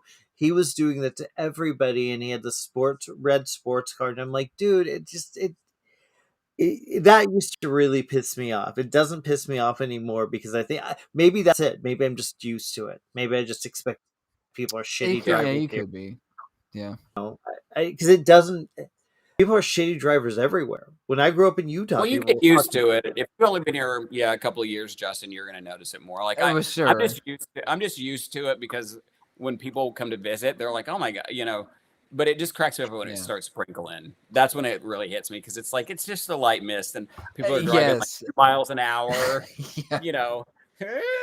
Yeah. I mean, but I will say it's like I love it here. Like I guess that's another thing. I'm like I'm willing to deal with the traffic, but because I do love a lot of living out here, and it not the sure not the I'm not even talking the Hollywood life. I'm talking just there's something about I met my wife here. I like living here. I like what it represents to me. The weather's beautiful. The weather's beautiful, and it represents dreams. So you can get over the high taxes and the fact that they're not doing shit about helping the homeless and mental health issues. Then it's fine. And the cops don't do anything except give tickets out. Anything. Yeah. Oh my God. But it's crazy. That's a whole other something Stoney conversation. Yeah. No, I mean I love living out here too. I mean, as much as I complain and rage about a lot of the people out here and how they do their business, but I fantasized about living out here for many years, and I finally made it out here, and it's like I live by myself, which I'm really fortunate to be able to do out here. So and I've developed this like I said, I'm more like familiarized and integrated into LA life, and I have a good support system out here and good friends, and I've already had some good memories. I'm doing a lot of cool things. I have a good social life now. Now you're just bragging, Justin. I'm sorry. I know, right? Come on here. And I've also my oyster now after 2 years, dude. I'm gonna be on top, dude. Just you wait and see. But no, and also I'm really lucky to live so close to a place. One of my favorite places to go. I don't know if you guys have been to Palos Verdes. It's like I've heard of it. Hour south. Yeah. It's like maybe. It's like I don't know, maybe like. I don't think it's around the Long Beach area, but it's like pretty much directly south. But it's kind of like a hidden gem because everybody knows about like Huntington Beach and Malibu and all of these kind of more touristy places. But this is, I mean, there's not much of a beach life, but it's so scenic and it's so beautiful, and there's so many places to go that it still makes it kind of like a really good getaway, because there's not people swarming all around, but you still get like the beach, and there's a lot of like hiking trails that go alongside it and cliff sides that you can kind of chill on. And so it's always, as much as I complain, it's nice to kind of have these things. The concerts I've been going to, concerts are like my favorite thing in the world, and I've gone to so many already, and it feels good to be back. There's so many moments that I kind of pull myself out of where I'm like, all right, this is still kind of where I need to be, especially considering the whole reason I came out here, which is for acting, and this is like, what better place? So I just think that it's important for me to sort of have these moments and these things that I'm doing that allow me to take a step outside and be like, hey, you made it. You made it out here. You're out here. You're kind of doing what you've been always wanting to do out here. And it feels good. Awesome. Well, you know what? I think that is I'm pretty fucking stoned. So and I don't know about you, bud, but I Jeffrey, right. it means a lot to me to, for you to step in to do the show. Of course. And usually I'm not as serious as we talked about more, obviously, like serious stuff tonight, but I don't want people thinking like I'm like serious. I was serious Sally just popped out of my mouth, and I didn't want to say that phrase because that's the thing. You're not. No, you're not. And that's even when you deal with, you are not you're not at all Mr. Politics all the time, at even close. No. No, but everybody has their opinions on these things, whether or not they're vocal about it. So whatever. That's why earlier, like when Jimmy was like, this isn't going to be like a typical interview. It's like, well, it's not an interview at all. It's just, it's just bullshitting. That's it. So yeah. Everything I said was bullshit, pretty much. Don't believe it either. No. You talk about whatever you want. Opinion.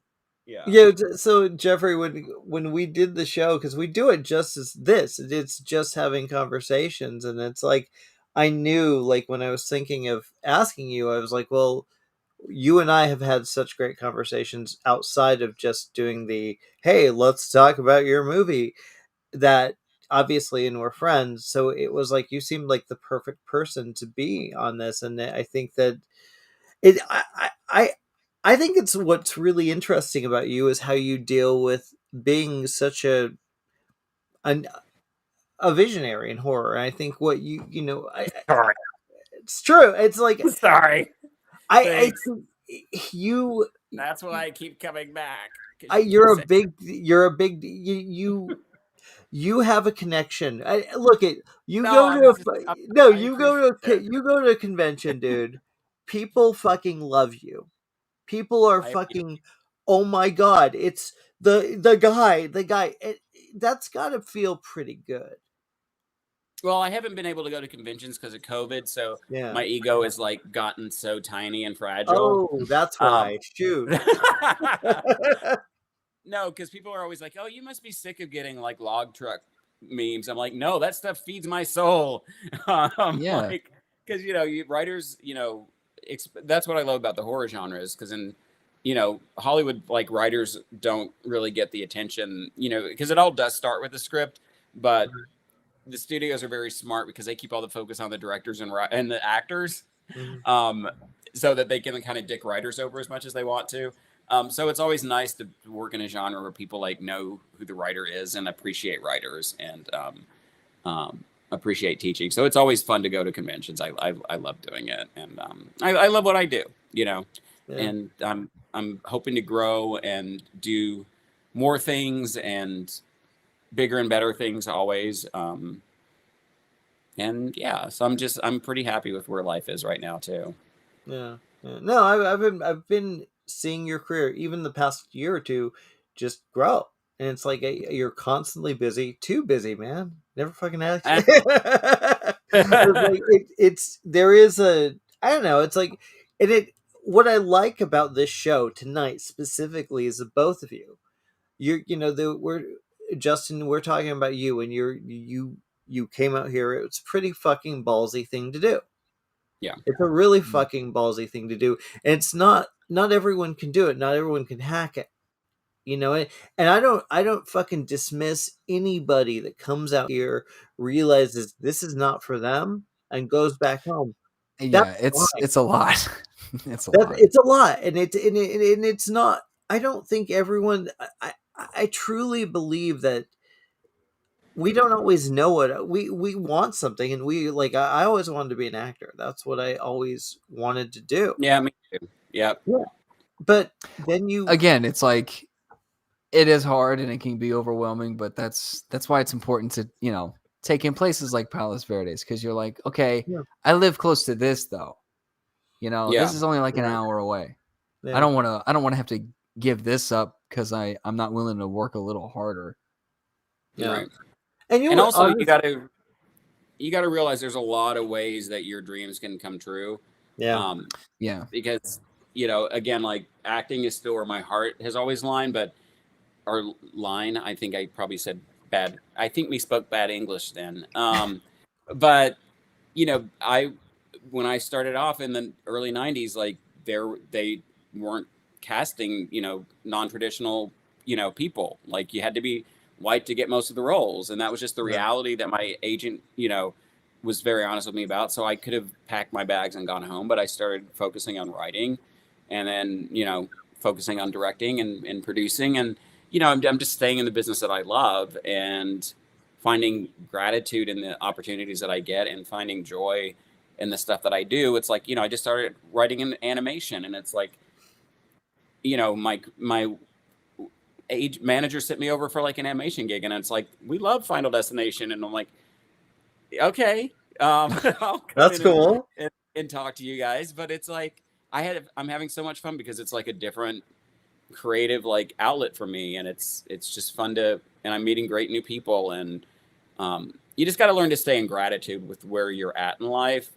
You can always keep reaching or going forward, but sometimes the path just curves, and you got to be able to roll with the curves. And I think a lot of people have such a rigid strategy in their head that they're not ready. If anything goes off track, they give up and they freak out, and it's like, it's easy to get caught up in that because it's like you have all these crazy expectations of like, well, by this age I want to be at this point. It's like, well, you kind of have no control over that. You have some, but not a whole lot, not as much as you think you do. And that's why my kind of the way I live my life for the most part, especially since I've been out here and living on my own, is just kind of come whatever may, not really kind of not taking myself too seriously and not taking taking my dreams and aspirations seriously, of course, putting in the work, but like not taking them seriously in the sense to where I'm like you said, stuck on like a set path for myself. It's just kind of that's why I've also been kind of spending a lot of time doing going to concerts and traveling and doing all these fun things, because you don't know when things are going to happen for you or if they will or like how they're going to. So it's important for me to still kind of live life in between. Live life. Yeah, absolutely. Yeah. And I don't know. I found I like being a dad a lot. Yeah. That's mostly my job, and I love it. It's priorities change. Honestly, they just change, and then you what you want when you're a teenager is very different from what you want when you're in your 20s, and then so on and so on and so on. I remember. Do you remember what was like when you guys were like, I don't know, we'll say in like 8th grade or something? What was the thing where you're like, this is what I want to do? Mine was at one point I wanted to be a video game designer because I like video games, but then they're like, oh, you have to go through a ton of math courses for that. And I was like, oh, then I'm out. Like I gave up on that dream immediately. So what was that kind of like early dream that was maybe a little strange for you guys? Ooh, that's a good question. Mine was always to be an actor. Like from the time I was like 6 or 5. My mom told me, which I'm glad because I would have been an Hollywood tragic story. But we were in Florida before I moved to Kentucky when we were young, and Mom said that a scout saw me and my sister on the beach and wanted me to be a Pampers baby. And my mom said, I don't want that kind of life for my child, and said no. And of course, you know, she tells me this when I'm like in high school talking about being an actor. And I was like, damn, Mom, I could have been a Pampers baby. And then I would be, you know, but now, you know, being a Pampers baby back in the 70s, I would have probably been doing coke on a friggin' pacifier. And, you know, you know, I'm glad it didn't happen, but that story just always cracks me up, you know, because you know, I had a big head start. You could, no, yeah. Oh no, go ahead, Jimmy. I mean, when I was in 8th grade, that's what I wanted to do. I wanted to be an actor. I actually had an agent in Utah, and it was one of those where my parents just didn't know how to do this. They didn't know how to say, okay, you need professional pictures, you need this, you need that. I was just some stupid kid who wanted to be an actor, and it was like somehow fucking I got an agent, and I didn't really get anything. I did a couple little things, and it was fun. I had a good time, and I wanted to be an actor up until later in my life, and things changed, and I just decided I like writing, and I like what I do now. So, other than that, I did want to be I wanted to be like Jacques Cousteau. I thought that'd be cool, like so I could swim around with sharks, and I thought that'd be really cool. Yeah. No, I always knew.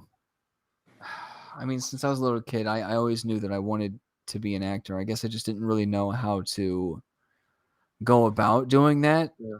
I think it was easier to attach things that you knew had some sort of like schooling attached to it, or you know. But I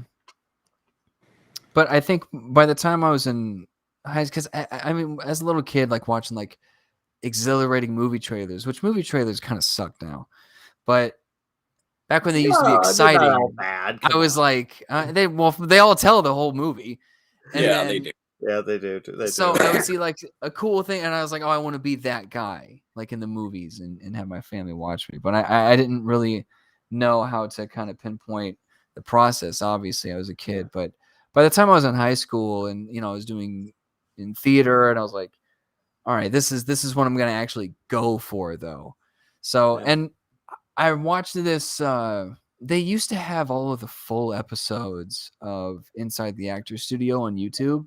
Oh, and so I would like burn through those. And I remember watching the one with Brad Pitt, because it's so stupid. But anybody who knows me knows that I'm a huge Brad Pitt fan, and I think the main reason why is because I'm not really generally like inspired by people or inspired by. I kind of generate my own motivation through just whatever it is that needs to be done. But this was like a genuine time that I was kind of like inspired, because, you know, I didn't really know anything about his personal life, but he's from Missouri.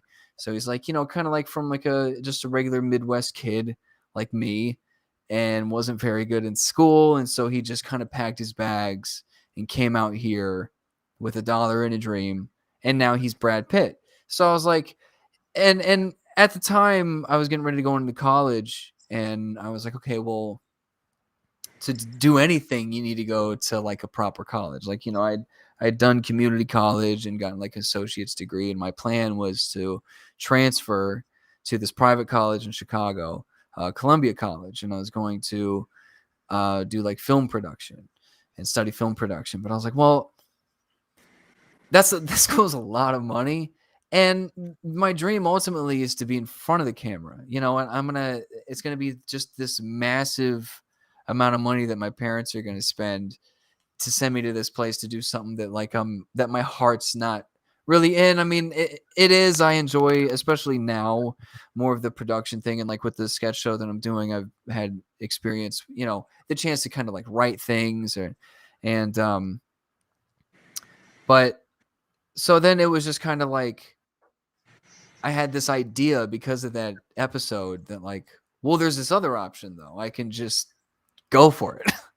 So and then I moved out here with someone that I was dating at the time, and that was the plan, and that's just still the plan, is to just grind auditions and just kind of go through the whole process and yeah, just make it work. The inspiration is amazing. I love that part of it. The first thing that I keep thinking is, oh wow, we didn't even have the internet when I was growing up. Oh my God, I think about that all the time. I think about how grateful I am, especially like as an aspiring and like up and coming actor. Like, I didn't know what headshots were. I didn't know the process of how to do anything. So I think about that all the time. I'm lucky to where I can be like, what is this? How can I get it done? And find out immediately. Yeah. Keep that on your gratitude list. Cause we used to have to go to the library, look shit up on microfiche. Yeah. It was a whole process. Yeah. We are so lucky today to have the kind of technology at our hands. I mean, this fucking phone, you have everything here. And it's almost frightening how much it takes over your life. At least for me. I'm on that way too much. I just realized my sister's blowing up my phone a little bit. My sister's texting me a couple. I actually should call her. I just want to make sure everything's cool back at home. Okay. Well, you can I think it's a perfect time to end the show. Thanks. Yeah, we got a juicy one. Had a juicy one. Let them know. A juicy show or a juicy drink? Juicy, both. Why not both? Yeah. But Jeffrey, you can feel free to shut it down, and we'll finish out the show without we'll say our goodbyes and all that stuff. But tell people where to find you real quick if you want to. Oh, you can find me on Instagram where nobody ever sees me. My Jeffrey A. Reddick. Same handle on Twitter. I stayed off Facebook, just staying there for connections with old friends, but I don't really communicate on Facebook. And social media is or you can find me at Starbucks and WeHo if you're like super crazy and want to meet me. That's it. Thank you so much for having me on the show, guys. Thanks, man. Have a good fun night. Friday. All right, take care. Bye. Bye. Hey, Justin. So let's that was a lot of fun, wasn't it? We're still live. Of course. Yeah, it took me a second, but we're still doing it. Hey, so you know what's going on right now? What's that, buddy? I got a tinkle. So I think maybe it's time for us to go too. You know what? It's funny thing. I was noticing something about you. So yes, that is fine. Yeah, I'm a little antsy in my pantsy. You're a little antsy in your pantsy. I got some business to take care of. It's a really fun way to end it. Great show. I forgot to thank him, but if Jeffrey, if you're watching, thank you for joining. Yeah. It's a great guest, great time. Hey, speaking of getting everybody's attention, while I have everybody's attention here, I want you to rate, review, like, comment, subscribe, all that good stuff. Share it with your friends. Let them know. Takes a second of your time, means the world to us. Thank you all again so much for watching. Hey, so Jimmy, real quick, where can people find you? Of course, Jimmy to the O at Joe Blow, of course, and God, I'm so fucking high. It's hard to do this. We Live in Entertainment sometimes. And of course, Twitter, Jimmy to the O, Instagram, James Oster, or Jimmy to the O, one of those. Facebook. What about you, my friend? You know, it's funny that you asked because you can find me on Twitter. I'm not on it very often, but you can find me on there at Justin_Bus94. You can find me primarily on Instagram. You can follow my thirst traps. Be at JustinButts94. You can also follow me on Twitch. I do Twitch streams sometimes. I've been doing them actually somewhat often recently. I've had a few recently. I've been doing the GTA remastered trilogy. I also did the oh my god, as a movie tie-in to the new Matrix. They released this thing called The Matrix Awakens, which is basically a tech demo for a new game engine, which basically means that the graphics are even better now. And they use the Matrix world to show off their graphical improvements. And I got to say, we have reached such an advanced time in video games, or at least in this tech demo, that it really does look like real life now, at least, the outside world. So I did a stream with that recently if you want to check that out. Otherwise, you can follow me at twitch.tv/Justin_Butts. Thank you all again so much for watching, and we'll see you guys in the next episode. Not next week, but not next week. We're taking Christmas off. But in the next episode, we'll be back. Keep it Stoney, folks. Bye.